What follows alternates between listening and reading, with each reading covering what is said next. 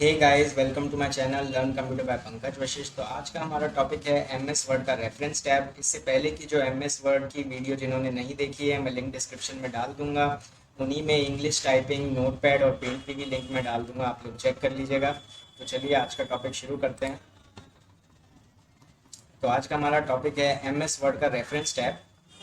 तो मैंने अपना पैराग्राफ पहले से ही लिख के रखा है।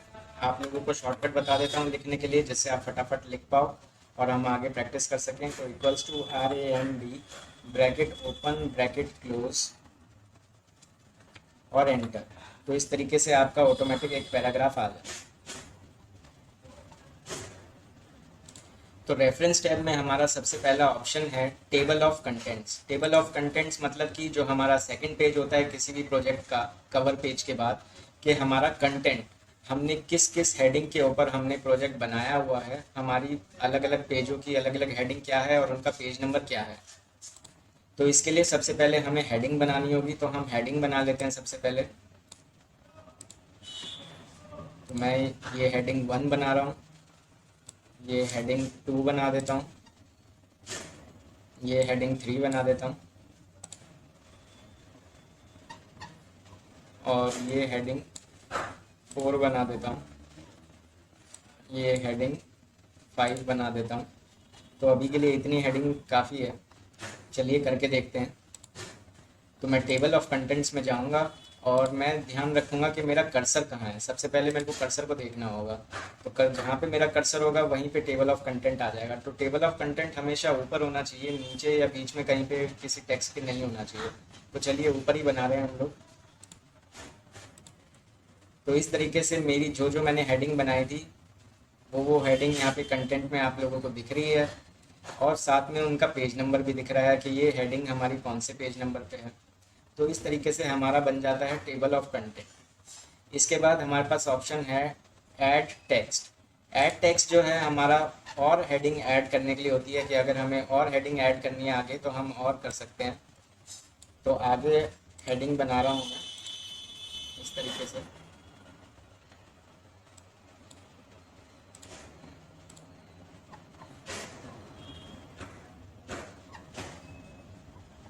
दो हेडिंग और बनाई है मैंने। उसके बाद अब हम वापस टेबल ऑफ कंटेंट पे नहीं जाएंगे, हम लोग करेंगे अपडेट टेबल। इससे आगे जब भी हम हेडिंग बनाते जाएंगे तो हमें सीधा अपडेट करना है अपनी टेबल को। तो हम अपडेट टेबल करेंगे और अपडेट एंटायर टेबल कर देंगे हम लोग, और इस तरीके से हमारी अपडेट हो जाएगी टेबल ऑफ कंटेंट। तो इस तरीके से हमारी दो हेडिंग और ऐड हो गई है, साथ में उनके पेज नंबर भी ऐड हो गए हैं। उसके बाद हमारा ऑप्शन है इंसर्ट फुटनोट। इंसर्ट फुटनोट में हमारे पास दो ऑप्शन है, इंसर्ट फुटनोट, नेक्स्ट फुटनोट।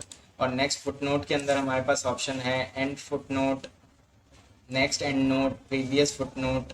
तो इस तरीके से हमारे पास ऑप्शन है। तो अभी पहले हम देख लेते हैं कि इंसर्ट फुटनोट से क्या होता है।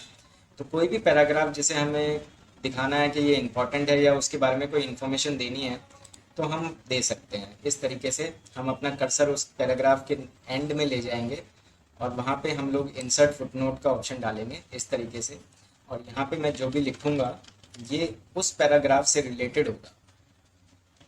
जब भी मैं फिर नेक्स्ट यहाँ पे अपना कर्सर लेके जाऊँगा तो जो मैंने फुटनोट के अंदर डाला है इस पैराग्राफ के बारे में वो मुझे दिखेगा इस पैराग्राफ के एंड में।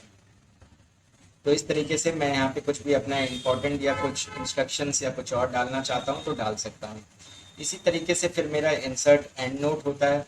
मैं इसी तरीके से अपना एंड नोट भी इंसर्ट कर सकता हूँ।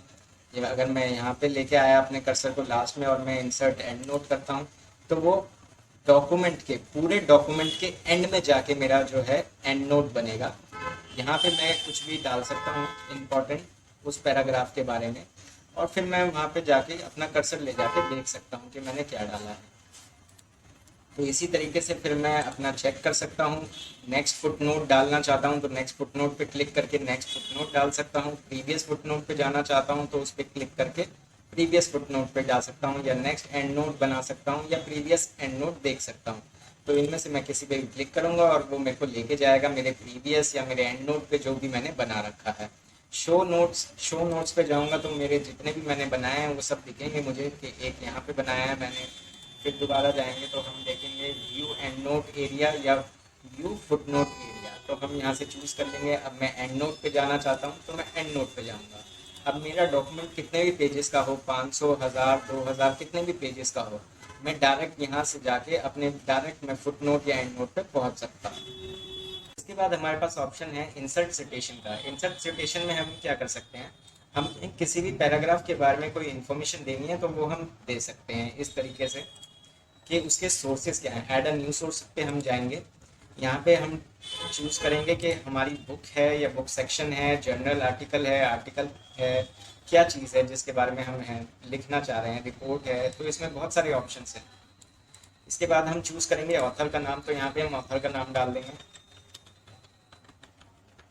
ये हमने ऑथर का नाम डाल दिया। यहाँ पे हम टाइटल डाल देंगे। यहाँ पे हम ईयर डाल देंगे। इसके बाद हम लोग सिटी डाल देंगे। फिर यहाँ पे हम पब्लिशर का नाम अगर डालना चाहते हैं तो डाल सकते हैं। फिर यहाँ पे हम वॉल्यूम डाल सकते हैं, वॉल्यूम 1, वॉल्यूम 2, वॉल्यूम 3, और ओके कर देंगे। तो इस तरीके से उस पैराग्राफ के एंड में हमारी सिटेशन ऐड हो जाएगी। अब इसी सिटेशन को मैनेज करने के लिए हम लोग यहाँ पे जाएंगे मैनेज सोर्स में। मैनेज सोर्स में हम जाके देख सकते हैं कि हमने पूरे डॉक्यूमेंट में कितनी सिटेशंस डाली हुई है। तो मैंने एक पहले डाल दी थी और एक अभी आप लोगों के सामने डाली है। इसके अलावा हम ब्राउज करके और भी चेक कर सकते हैं, सर्च कर सकते हैं टाइप करके, या फिर उन्हें अरेंज कर सकते हैं असेंडिंग, डिसेंडिंग, या author wise, tag wise, title wise, air wise, क्या हमें पहले चाहिए और क्या बाद में। इसके अलावा हम इन्हें यहाँ से चूज़ करके कॉपी कर सकते हैं, डिलीट कर सकते हैं, एडिट करना चाहें तो एडिट भी कर सकते हैं। इस तरीके से कुछ और हमें इसमें ऐड करना हो तो वो भी हम कर सकते हैं। एक न्यू सिटेशन बनानी हो तो वो भी हम यहाँ से बना सकते हैं न्यू पे क्लिक करके। इसके बाद दोस्तों हमारे पास यहाँ पे सिटेशंस के स्टाइल्स हैं। तो ये हमारे सिटेशंस के स्टाइल हैं अलग अलग, तो हम इनमें से कोई भी चूज़ कर सकते हैं। पहले हम उसमें सेलेक्ट कर लेते हैं इसको, और फिर हम यहाँ से सिटेशन देख लेते हैं, सिटेशन स्टाइल्स। अभी आपको ये चेंज होता हुआ नहीं दिख रहा होगा, लेकिन इसके अंदर से हम जाके जब करेंगे तो ये चेंज हो जाएगा। ये एकदम हमारा फॉन्ट की तरह है, जिस तरीके से हमारी हैंडराइटिंग चेंज होती है उस तरीके से। तो हम ये चीज़ कर सकते हैं।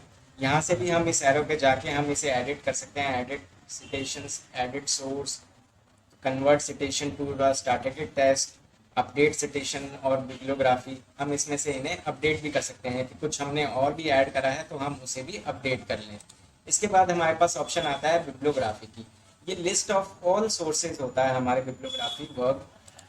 जितनी भी हमने सिटेशन बना रखी हैं, जितना भी हमने अपना एंड नोट या इंसर्ट नोट हमने लगाया हुआ है, फुट नोट वगैरह, वो सब इसमें शो हो जाता है ऑटोमेटिक बिब्लियोग्राफी में। इस तरीके से हम इसे ले लेते हैं और क्लिक करते ही ये इस तरीके से आ जाता है। इसमें हमारे दोनों सिटेशंस दिखा देते हैं कि पब्लिशर जो है वो हर्ष वशिष्ठ है, बुक है, ऑथर का नाम ये है, और हमारी प्लेस क्या है। तो इस तरीके से जो जो हमने इन्फॉर्मेशन प्रोवाइड करी होती है वो बिब्लियोग्राफी में हम देख सकते हैं। इंसर्ट कैप्शन के लिए दोस्तों हमें पहले ऐड करना पड़ेगा, या तो हम फोटो ऐड कर सकते हैं, क्लिप आर्ट ऐड कर सकते हैं, या शेप ऐड कर सकते हैं। मैं यहाँ पे फोटो ऐड कर रहा हूँ, आप लोग इन तीनों में से कुछ भी ले सकते हैं। तो मैं पहली फ़ोटो ऐड कर दी है मैंने। इसको मैं छोटा कर लेता हूँ जो टेक्स्ट के साथ ये हमारी इन लाइन हो जाए।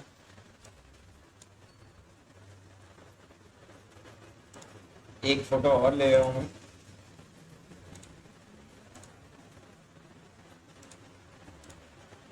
इसको भी छोटा कर लेते हैं। और अब वापस चलते हैं रेफरेंस टैब में। रेफरेंस टैब में जाके अब करते हैं इंसर्ट कैप्शन। इंसर्ट कैप्शन में आप लोग देख सकते हो कि इस फोटो का पहले ही नाम है पिक वन, या फिर हमने इससे पहले जो लगाया था उसका हमने नाम रखा था पिक वन। तो अभी हम न्यू लेवल में जाके इसका नाम चेंज कर सकते हैं। हम इसका नाम कुछ भी रख सकते हैं इस तरीके से, और इसको ऐड कर सकते हैं। पोजीशन हम लोग सेट कर सकते हैं बिलो द टेक्स्ट या अबव द टेक्स्ट। डिलीट करना चाहें लेवल तो डिलीट कर सकते हैं, नंबरिंग ऐड करना चाहें तो नंबरिंग ऐड कर सकते हैं। इस तरीके से हमने इसका नाम ऐड कर दिया है। अभी हम क्या करेंगे, हम यहाँ पे कर्सर को ले आएंगे ऊपर ही और इंसर्ट टेबल ऑफ फिगर करेंगे।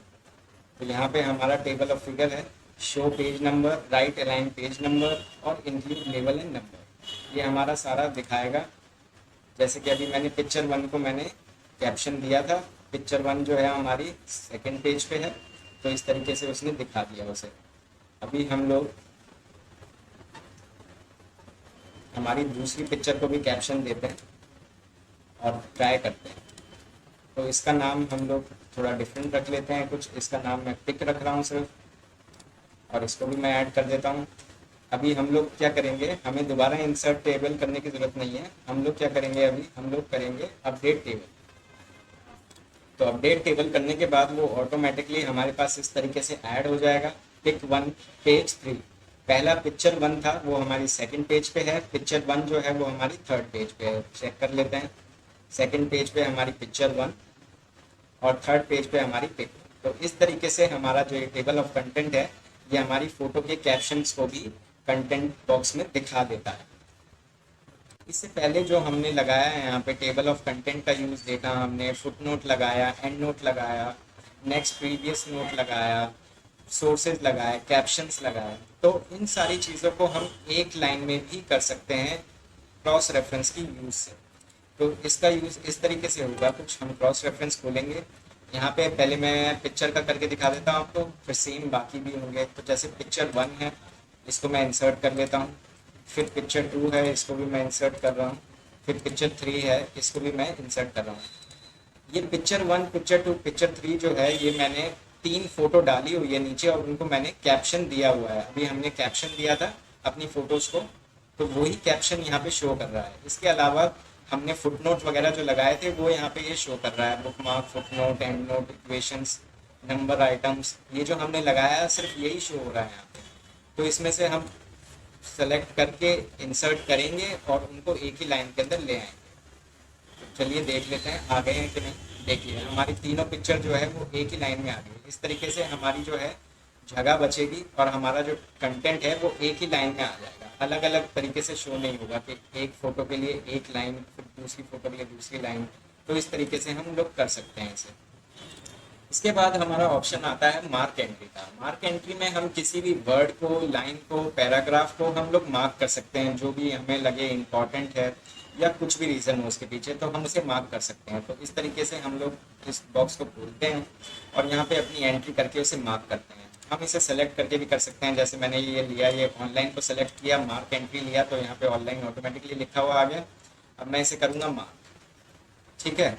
इसके बाद मेरे को दूसरा वर्ड जो है मेरे को ये लेना है, प्रोफेशनली, इसको ले रहा हूँ मैं और इसको मार्क कर रहा हूँ, मार्क।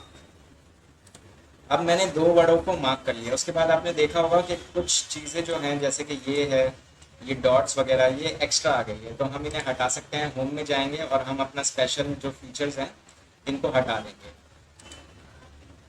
ये हमारे हाइड कंटेंट रहते हैं, इनको हम देखना चाहे तो देख सकते हैं, वरना हम इन्हें हटा सकते हैं। तो ये नॉर्मली हम इनको हाइड ही करके रखते हैं। तो चलिए रेफरेंस में वापस चलते हैं।